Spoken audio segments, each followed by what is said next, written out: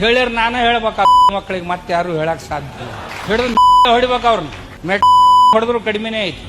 ಏನ್ ಅಂತ ಅವ್ರನ್ನ ತಗೊಂಡು ಏನ್ ಮಾಡೋದು? ಈ ತರ ಒಬ್ಬ ಸ್ವಾಮೀಜಿಯಾಗಿ ಹಿಂಗ್ ಮಾತನಾಡ್ತಕ್ಕಂಥದ್ದು ತಪ್ಪು ಅಂತ ಅವ್ರಿಗೆ ಹೇಳ್ತಾ ಇದೀವಿ. ಇಂಥ ಕೆಟ್ಟದಾಗಿರ್ತಕ್ಕಂಥ ಭಾಷೆಗಳನ್ನ ಬಳಸಕ್ ಹೋಗ್ಬೇಡ್ರಿ.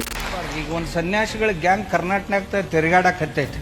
ಗುಡ್ಯಾಗ ಹೋಗ್ಬೇಡ್ರಿ ಅಂತ ಹೇಳಿ ಪ್ರಚಾರ ಮಾಡಕತ್ತೈತಿ. ಈಗ ಮೊನ್ನೆ ಮುಗೀತ ಅವ್ರದ್ದು 1 ತಿಂಗಳೇನ್ 1.5 ತಿಂಗಳು ಮಾಡಿದ್ರಪ್ಪ. ಲಿಂಗಾಯತ ಮಠಾಧಿಪತಿಗಳ ಒಕ್ಕೂಟ ಅಂತಕ್ಕಂಥ ಕಲಾವಿದರಿಂದ ಕೂಡಿಕೊಂಡಂತ ನಾವು ಈ ರೀತಿ ಮಾತಾಡಿದ್ರೆ ತಪ್ಪಾಗೈತೆ ಅಂತ ಕ್ಷಮೆ ಕೇಳಬೇಕು. ನಾನು ಮಾತಾಡ್ತಕ್ಕಂಥದ್ದೇ ಸರಿ ಇದೆ, ನಾನು ಮಾಡೋದೇ ಸರಿ ಇದೆ ಅಂತ ಅವ್ರಂತಂದ್ರ ಅವ್ರ ಉದ್ದಟತನಕ್ಕ ನಮ್ಮಲ್ಲಿ ಉತ್ತರ ಇಲ್ಲ. ಕನೇರಿ ಸ್ವಾಮೀಜಿ ಅಂತವ್ರು ಇದಾರೆ, ಇನ್ನೊಬ್ಬರ ಕೈಗೊಂಬೆ ಆಗಿ ಕಾಸಿಗೋ ಆಸೆ ಪಟ್ಟು ಇರ್ತಕ್ಕಂಥವ್ರು ಅದಾರ. ಈ ಒಂದು ಸಮಾಜದಲ್ಲಿ ಜಾತಿ ವ್ಯವಸ್ಥೆ ಹಾಗೆ ಉಳಿಬೇಕು ಮತ್ತು ವರ್ಣಾಶ್ರಮ ಪದ್ಧತಿ ಹಾಗೆ ಮುಂದುವರಿಯಬೇಕು ಅನ್ನೋದು ಕೆಲವೊಂದಿಷ್ಟು ವರ್ಗದ ಒಂದು ಉದ್ದೇಶ ಆಗೈತಿ. ಆ ಕಾರಣಕ್ಕಾಗಿ ಅವರು ಈ ಒಂದು ಕನ್ನೇರಿ ಮಠದ ಸ್ವಾಮಿಗಳನ್ನ ಮುಂದ್ಬಿಟ್ಟು ಈ ರೀತಿ ಮಾತಾಡ್ಲಿಕ್ಕೆ ಹಚ್ಚಿದಾರೇನ್ರಿ? ಖಂಡಿತವಾಗ್ಲು. ಯಾಕಂತಂದ್ರೆ 12ನೇ ಶತಮಾನದಲ್ಲಿ ಬಸವಣ್ಣವರು ಜಾತಿ ವ್ಯವಸ್ಥೆಯನ್ನ ವರ್ಣಾಶ್ರಮ ಪದ್ಧತಿಯನ್ನ ಹೊಡೆದು ಹಾಕಿ ಎಲ್ಲರಲ್ಲಿಯೂ ಕೂಡ ಸಮಾನತೆಯನ್ನ ತಂದ್ರು. ಈಗೂ ಕೂಡ ಬಸವ ಭಕ್ತರು, ಬಹಳಷ್ಟು ಜನ ಬಸವ ಭಕ್ತರು, ಬಸವ ಮಠದ ಸ್ವಾಮಿಗಳು ಎಲ್ಲರೂ ಕೂಡ ಅದೇ ಪ್ರಯತ್ನದಲ್ಲಿದ್ದಾರೆ. ಈ ಜಾತಿ ವ್ಯವಸ್ಥೆ ಮೂಢನಂಬಿಕೆ ಹೋಗ್ಬೇಕು ಅಂತ ತಿಳ್ಕೊಂಡು. ಆದರೆ ಈಗ ಕನೇರಿ ಸ್ವಾಮೀಜಿಯವರನ್ನ ಮುಂದೆ ಬಿಟ್ಟು ಈ ಜಾತಿ ವ್ಯವಸ್ಥೆ ಅಂತಕ್ಕಂಥದ್ದು ಹೋಗಬಾರದು, ವರ್ಣಾಶ್ರಮ ಪದ್ಧತಿ ಅಂತಕ್ಕಂಥದ್ದು ಸಮಾಜದಲ್ಲಿ ಹಾಗೆ ಉಳಿಬೇಕು ಅಂತ ತಿಳ್ಕೊಂಡು ಅವ್ರೇನ್ ಹಿಂದೆ ನಿಂತ್ಕೊಂಡು ಪ್ರಯತ್ನ ಮಾಡ್ತಾ ಇದಾರಲ್ಲ, ಆ ಪ್ರಯತ್ನ ಪೂರ್ವಕವಾಗಿ ಇಂಥವರನ್ನ ಮುಂದೆ ಬಿಟ್ಟು ಅವ್ರ ಈ ಕೆಲಸ ಕಾರ್ಯಗಳನ್ನ ಮಾಡಿಸ್ತಾ ಇದ್ದಾರೆ. ಅವರ ದುರುದ್ದೇಶ ಏನಂತಂದ್ರೆ ಮುಳ್ಳನ್ನ ಮುಳ್ಳಿಂದ ತೆಗಿಬೇಕು ಅಂತಕ್ಕಂಥದ್ದು, ನಮ್ಮವ್ರನ್ನ ಬಿಟ್ಟು ನಮ್ಮವರಿಂದಲೇ ಇವ್ರನ್ನೆಲ್ಲ ಹಣಿಬೇಕು ಅಂತಕ್ಕಂಥದ್ದು, ಈ ವ್ಯವಸ್ಥೆಯನ್ನ ಜಾರಿ ತರಬೇಕು ಅಂತಕ್ಕಂಥ ವಿಚಾರ ಅವ್ರದ್ದಾಗಿರೋದ್ರಿಂದ ಅವ್ರ ಹಿಂದೆ ನಿಂತ್ಕೊಂಡು ಈ ಕನ್ನೇರಿ ಸ್ವಾಮಿಗಳಂತವ್ರನ್ನ ಮುಂದೆ ಬಿಟ್ಟು ಇದೆಲ್ಲ ಹಾಗೆ ಉಳಿಲಿ ಅಂತಕ್ಕಂಥ ವಿಚಾರದಿಂದ ಅವ್ರು ಈ ರೀತಿಯಾಗಿ ಮಾಡ್ತಾ ಇದ್ದಾರೆ.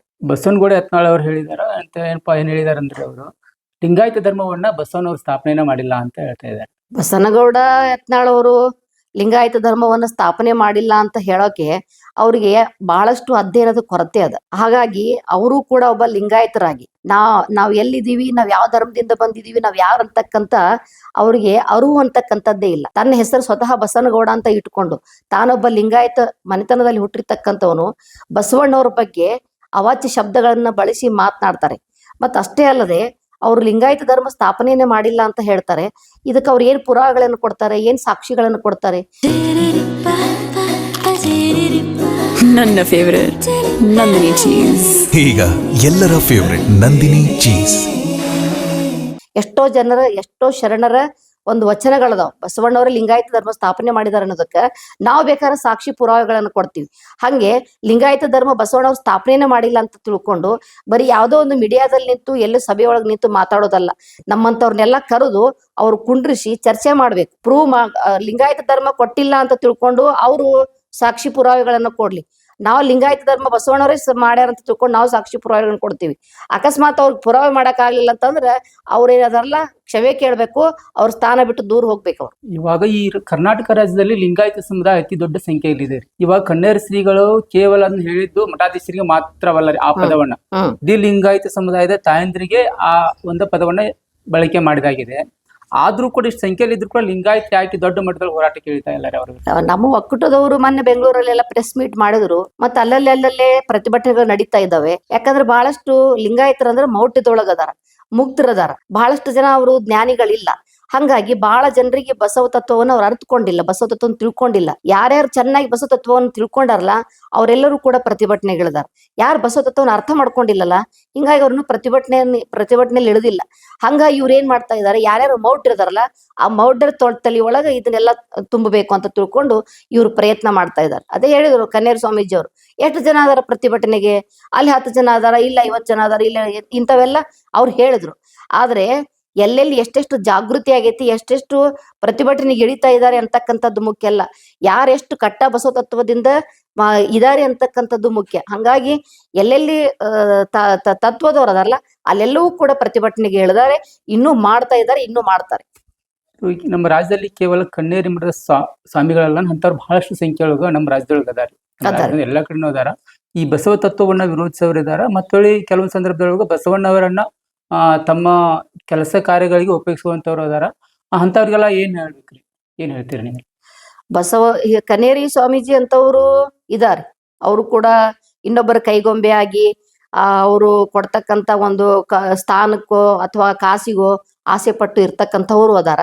ಆದ್ರೆ ಏನ್ ಹೇಳ್ತೀವಲ್ಲ ಅದರಂಗೆ ಆಚರಣೆ ಮಾಡ್ಬೇಕು. ಆಚರಣೆ ಮಾಡ್ತೀವಂದ್ರೇನೆ ಹೇಳ್ಬೇಕು, ಇಲ್ಲ ಅಂದ್ರೆ ಹೇಳ್ಬಾರ್ದು. ಅವ್ರಿಗೆ ಯಾರು ಬರೀ ಕೇವಲ ಹೇಳ್ತಾ ಆಚರಣೆ ಒಳಗಿಲ್ಲಲ್ಲ ಅಂತವ್ರಿಗೆ ನಾವ್ ಒಂದ್ ಮಾತು ಹೇಳಕ್ ಇಷ್ಟಪಡ್ತೀವಿ. ಕೇವಲ ಬಸವಣ್ಣವ್ರ ಹೆಸರು ಮೇಲೆ ನೀವು ಹೆಸರು ಬೆಳೆಸ್ಕೋಬೇಡ್ರಿ. ಬಸವಣ್ಣವ್ರನ್ನ ಬೆಳೆಸ್ತಕ್ಕಂತ ಕಾರ್ಯವನ್ನ ಮಾಡ್ರಿ, ನೀವು ಬೆಳಿತಕ್ಕಂತ ಕಾರ್ಯವನ್ನ ಮಾಡ್ಬೇಡ್ರಿ ಅಂತಕ್ಕಂತ ಮಾತನ್ನ ಹೇಳ್ತಾರೆ ಸಂದರ್ಭ. ಕೊನೆಯದಾಗಿರಿ, ಈ ಕನ್ನೇರಿ ಸ್ವಾಮಿಗಳಿಗೆ ಇಡೀ ಲಿಂಗಾಯತ ಮಠದ ಏನು ಒಕ್ಕೂಟ ಇದೆಯಲ್ಲ, ಅವರು ಕೊಡುವ ಸಂದೇಶ ಏನು? ಅವ್ರಿಗೆ ಏನ್ ಹೇಳ್ತೀರಿ? ಅವರು ಕೊಡುವ ಸಂದೇಶ ಏನು ಅಂತ ಕೇಳಿದ್ರೆ ಅವ್ರಿಗೆ ಏನ್ ತಿಳಿಸ್ತಾ ಇದಾರೆ ನೀವು? ಕೊನೆಯದು ಏನ್ ಎಚ್ಚರಿಕೆ ಕೊಡ್ತೀರಿ? ಏನ್ ಎಚ್ಚರಿಕೆ, ಇನ್ನು ಅವ್ರಿಗೆ ಕ್ಷಮೆ ಕೇಳ್ಬೇಕು ಅಂತ ತಿಳ್ಕೊಂಡು ಎಲ್ಲ ಹೇಳ್ತಾ ಇದೀವಿ. ಈ ತರ ಒಬ್ಬ ಸ್ವಾಮೀಜಿಯಾಗಿ ಹಿಂಗ್ ಮಾತನಾಡ್ತಕ್ಕಂಥದ್ದು ತಪ್ಪು ಅಂತ ಅವ್ರಿಗೆ ಹೇಳ್ತಾ ಇದೀವಿ. ನೀವು ನಿಮ್ಮ ಮನಸ್ಥಿತಿಯನ್ನು ಸರಿಯಾಗಿ ಇಟ್ಕೊಡ್ರಿ, ವಿಚಾರ ಮಾಡ್ರಿ. ವಿಚಾರ ಮಾಡ್ತಕ್ಕಂಥ ಶಕ್ತಿ ಎಲ್ಲರಿಗೂ ಇರ್ತದೆ. ಇಂಥ ಕೆಟ್ಟದಾಗಿರ್ತಕ್ಕಂಥ ಭಾಷೆಗಳನ್ನ ಬಳಸಕ್ ಹೋಗ್ಬೇಡ್ರಿ, ಯಾರಿಗೂ ಬಳಸಕ್ ಹೋಗ್ಬೇಡ್ರಿ ಅಂತಕ್ಕಂಥದ್ದನ್ನ ಅವ್ರಿಗೆ ಹೇಳ್ತೀವಿ. ಮತ್ತೆ ಕ್ಷಮೆ ಕೇಳ್ಬೇಕು. ಅವ್ರು ನಾವ್ ಈ ರೀತಿ ಮಾತಾಡಿದ್ರೆ ತಪ್ಪಾಗೈತೆ ಅಂತ ಕ್ಷಮೆ ಕೇಳಬೇಕು. ಆದ್ರೆ ಉದ್ದಟತನದಿಂದ ನಾನು ಮಾತಾಡ್ತಕ್ಕಂಥದ್ದೇ ಸರಿ ಇದೆ, ನಾನು ಮಾಡೋದೇ ಸರಿ ಇದೆ ಅಂತ ಅಂತಂದ್ರ ಅವ್ರ ಉದ್ದಟತನಕ್ಕ ನಮ್ಮಲ್ಲಿ ಉತ್ತರ ಇಲ್ಲ. ಅವರಿಗೆ ಕಾಲವೇ ಕೊನೆಗೊಂದ್ ದಿವಸ ಉತ್ತರ ಕೊಡುತ್ತೆ. ಮತ್ತಷ್ಟು ವಿಶೇಷ ವಿಡಿಯೋಗಳನ್ನು ನೋಡಲು ಮತ್ತು ಹೊಸ ವಿಡಿಯೋಗಳ ಬಗ್ಗೆ ತಿಳಿಯಲು ಈ ದಿನ .com ಯೂಟ್ಯೂಬ್ ಚಾನೆಲ್ ಸಬ್ಸ್ಕ್ರೈಬ್ ಮಾಡಿ ಮತ್ತು ಬೆಲ್ ಐಕಾನ್ ಕ್ಲಿಕ್ ಮಾಡಿ.